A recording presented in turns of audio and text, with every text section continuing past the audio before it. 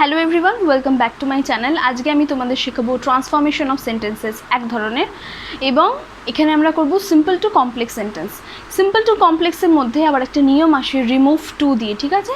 এই কোয়েশ্চেনগুলো, এই পদ্ধতিটা মাধ্যমিকের স্টুডেন্টদের জন্য ভীষণই গুরুত্বপূর্ণ। আজকে সিম্পল টু কমপ্লেক্স আমরা করব বাই ইউজিং অ্যাডভার্বিয়াল ক্লজ, ঠিক আছে? কোয়েশ্চেন নাম্বার 1-এ যাওয়ার আগে আমি বলে দিই তোমাদেরকে যে অ্যাডভার্বিয়াল ক্লজ অ্যাকচুয়ালি কী। অ্যাডভার্বিয়াল ক্লজ, আচ্ছা, কোনো সেন্টেন্সে ক্লজ আছে কি না সেটা বুঝবে কী করে, বা একটা সেন্টেন্স যখন কমপ্লেক্সে থাকে অলরেডি, মানে কোনো লিঙ্কার আছে, দ্যাট আছে, হুইচ আছে, হু আছে, যে কোনো কিছু, তখনই কিন্তু বুঝবে যে সেন্টেন্সটার মেন ক্লজ আছে আর ডিপেন্ডেন্ট ক্লজ আছে, ঠিক আছে? যেমন সিম্পলি ফার্স্ট সেন্টেন্সটা, যেমন এটা সিম্পল সেন্টেন্স, তো সিম্পল সেন্টেন্স তো কোনো লিঙ্কারই থাকে না, একটাই, শুধুমাত্র একটা সেন্টেন্স, একটাই সাবজেক্ট একটাই ভার্ব, ঠিক আছে? যেমন এখানে হি সাবজেক্ট, ইজটা ভার্ব, আর এখানে কোনো সাবজেক্ট বা ভার্ব নেই। তো এখানে এই সেন্টেন্সে নাউন ক্লজ বা ডিপেন্ডেন্ট ক্লজ নেই, কিন্তু যেই সেন্টেন্সে লিঙ্কার আছে, হুইচ আছে, হু আছে, দ্যাট আছে, হ্যাঁ, এই ধরনের লিঙ্কার আছে, তাহলেই বুঝবে সেই সেন্টেন্সে তোমরা ক্লজটা খুঁজতে পারবে যে একটা মেইন ক্লজ হয়, একটা ডিপেন্ডেন্ট ক্লজ হয়। এবার অ্যাডভার্বিয়াল ক্লজ মানে কি, যখন এই দুটো পার্ট, মেইন ক্লজ এবং ডিপেন্ডেন্ট ক্লজ, এই দুটো পার্ট যখন একে অপরের ওপর একটা কারণ ফলাফলের সম্পর্ক হয়ে যাবে, একটা শর্তের সম্পর্ক হয়ে যাবে, যখন তখন, মানে এটা না হলে ওটাও হবে না, এটা যদি হয় ওটা হবে, এ আসলে ও যাবে, এই ধরনের একটা শর্ত, ঠিক আছে? এই ধরনের অ্যাডভার্বিয়াল, এই ধরনের সেন্টেন্সকে আমরা বলি যে এই সেন্টেন্সটা অ্যাডভার্বিয়াল ক্লজ দিয়ে করা আছে, ঠিক আছে? তোমরা একটা সেন্টেন্স যখন আমি তোমাদের করাবো তখনই তোমরা বুঝতে পারবে যে কীরকম কারণ ফলাফলের কথা আমি বলছি। তো চলো আমরা চলে যাই কোয়েশ্চেনগুলোতে।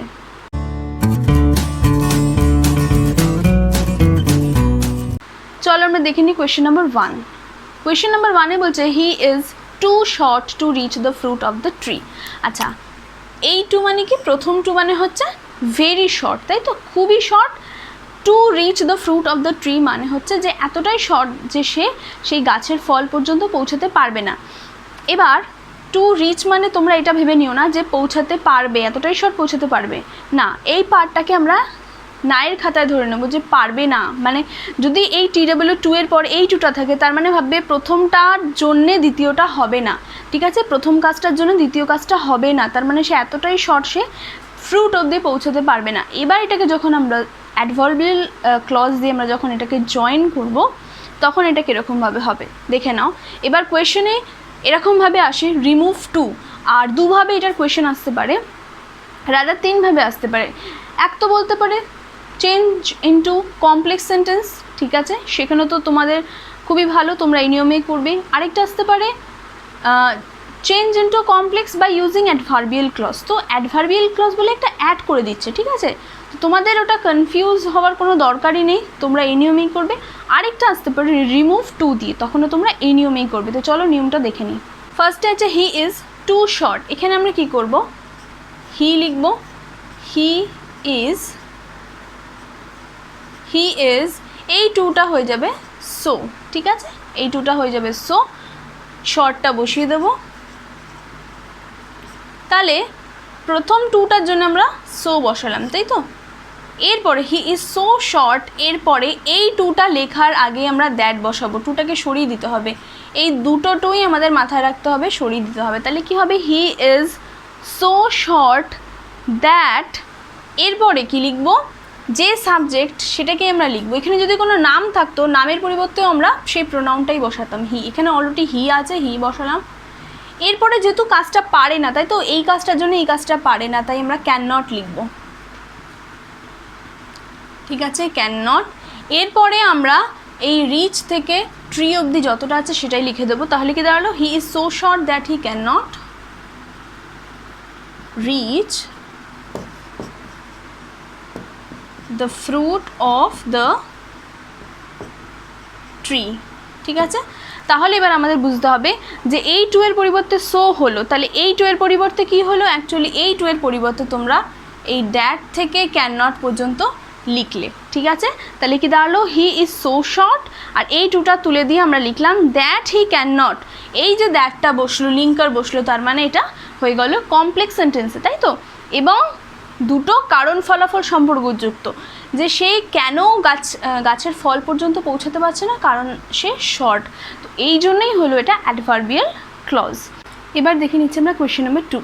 কোয়েশ্চেন নাম্বার 2তে বলছে the old man was too tired to walk. এটাও আমরা একই নিয়মে করব, ঠিক আছে। এখানে বলেছে the old man was too tired, তাই আমরা লিখে দেব the old man was, too এর জায়গাতে সো লিখবো, সো টায়ার্ড। আচ্ছা, এটা কিন্তু পাস্ট টেন্সে আছে, ঠিক আছে, আমাদের এটা খেয়াল রাখতে হবে। The old man was so tired, এরপরে তো এই টু এর জায়গাতে আমরা কী লিখবো, দ্যাট। আর এই ওল্ড ম্যানের জন্য আমরা প্রোনাউন লিখবো হি। আচ্ছা, সাধারণত আমরা ক্যান নট লিখি, কারণ প্রেজেন্ট টেন্স থাকে তাই ক্যান নট। এক্ষেত্রে যেহেতু ওয়াজ আছে তাই আমরা ক্যান নট না রেখে এটা কুড নট করে দেবো, ঠিক আছে। The old man was so tired that he could not walk. টুটা সরে যাবে, ঠিক আছে, এই টুটা সরে যাবে বলেই টু এর জায়গাতে আমরা এই পার্টটা লিখলাম দ্যাট হি কুড নট, এরপরে ওয়াকটা বসে যাবে, ফুল স্টপ। এবার আমরা দেখে নিচ্ছি কোয়েশ্চেন নাম্বার 3তে বলছে the bag is too heavy to carry. এটা এবার ভালো করে বোঝো।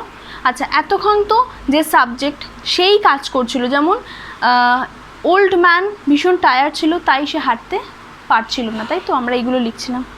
এরপরে আমরা যদি ব্যাগ নিয়ে ভাবি, ব্যাগ কি কাউকে ক্যারি করে না, ব্যাগকে ক্যারি করা হয়, তাহলে ব্যাগটা এতই ভারী যে ব্যাগটাকে ক্যারি করা যাবে না, তাই তো। এক্ষেত্রে আমরা লিখব দ্য ব্যাগ ইজ, আচ্ছা টুটা আমরা করে দেবো so heavy, the bag is so heavy that, আচ্ছা ব্যাগের জন্য আমরা যে প্রোনাউনটা বসাবো সেটা হচ্ছে ইট, তাই তো। ইট ক্যান নট, যেমন আমরা লিখব ইট ক্যান নট, যেহেতু ব্যাগটাকে ক্যারি করা যাবে না তাই জন্য আমরা একটা বি বসাবো, ঠিক আছে।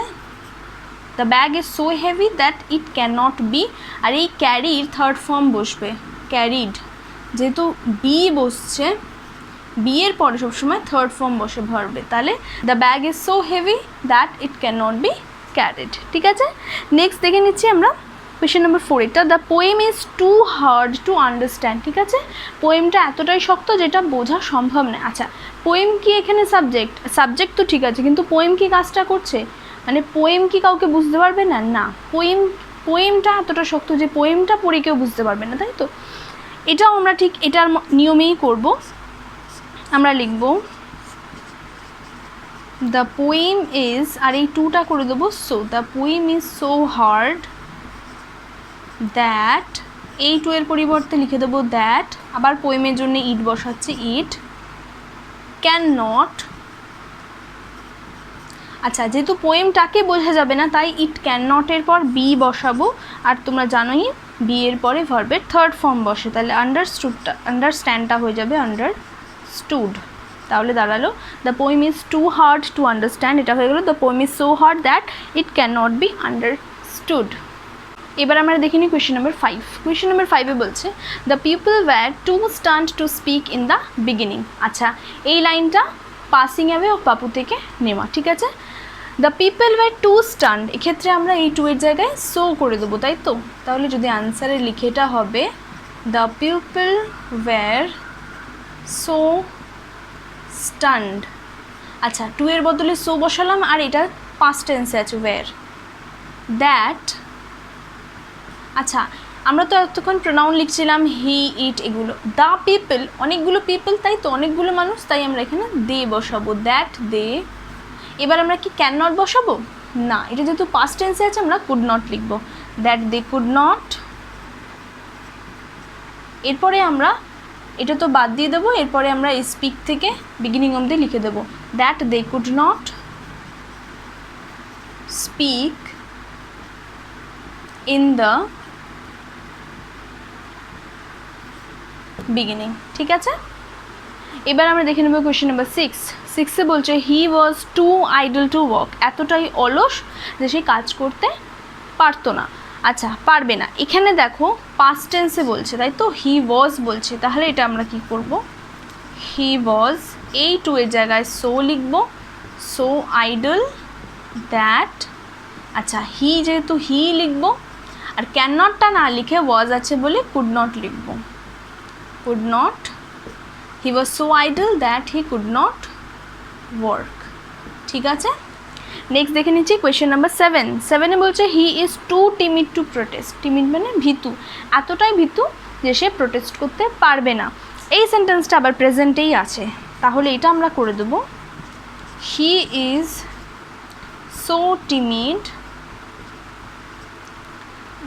দ্যাট, আচ্ছা এই টুটা বাদ দিয়ে কী লিখবো, দ্যাট লিখবো, আবার হি এর জন্য হি লিখবো, একটা ক্যান নট লিখবো, তাই তো, দ্যাট হি ক্যান নট। এবার লিখবো প্রোটেস্ট।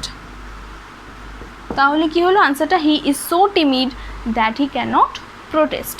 এবার আমরা আজকের ভিডিওর লাস্ট কোয়েশ্চেনটা দেখে নিচ্ছি। I can not go to school today because of my illness. এই কোয়েশ্চেনটা একটু ডিফারেন্ট, ঠিক আছে, এখানে রিমুভ টু বলে নেই। আচ্ছা, I can not go to school, তোমরা হয়তো ভাববে যে এটা আনসারের প্যাটার্নে আছে, এটা থেকে হয়তো টুতে আনতে হবে, কিন্তু না, এখানে আছে I can not go to school today because of my illness.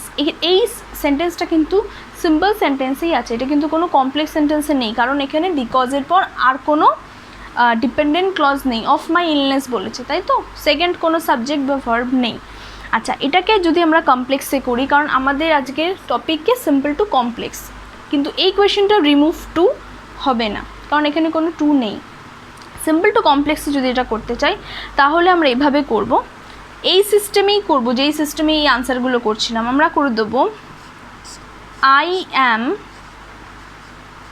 So ill that, ঠিক ওই নিয়মেই করব, যেমন রিমুভ টু নিয়মে করতাম। আই এম সো ইল, এই বিকজ অফ মাই ইলনেসটাকেই করে দেবো I am so ill that I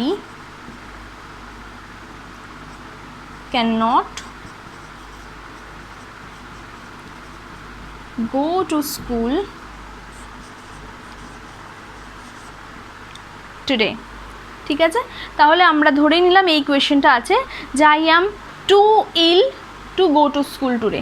তাহলে এই কোয়েশ্চেনটা যদি এরকম থাকতো I am too ill to go to school today, তাহলে আমরা এটাই আনসারে করতাম কমপ্লেক্সে, I am so ill that I can not go to school today. আশা করি এই গ্রামারের রুলসগুলো আমি তোমাদের বোঝাতে পেরেছি। আই হোপ তোমাদের জন্য ভিডিওটা হেল্পফুল হবে। ভিডিওটা সমস্ত মাধ্যমিক ফ্রেন্ডদের সাথে তোমরা শেয়ার করে দিও এবং আমার চ্যানেলের প্লেলিস্টে গিয়ে অন্যান্য ভিডিওগুলো দেখতে পারো। আশা করি তোমাদের জন্য সেটা হেল্পফুল হবে। Thank you for watching.